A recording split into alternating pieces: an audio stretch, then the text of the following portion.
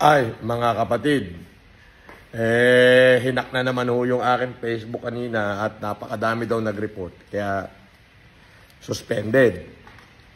Okay?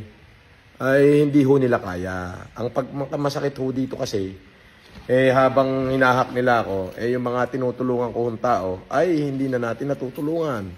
Naaawa ako dun sa isa kanina, ay hindi ko na humabasa ang messenger at gawa nga ho ng nawala ang aking Facebook.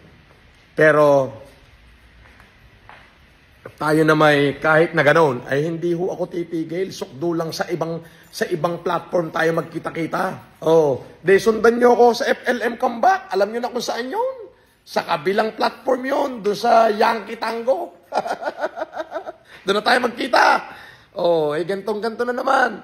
Pero itong tatandaan nyo, mga hacker kayo, hindi nyo ako maaawat. Baliktarin man ang matawat, hindi ho ako magpapaawat. Balat sa tinalupan, maggera man, hayop sa gubat. Tandaan nyo yan, hindi nyo kaya si Francis Leo Marcos.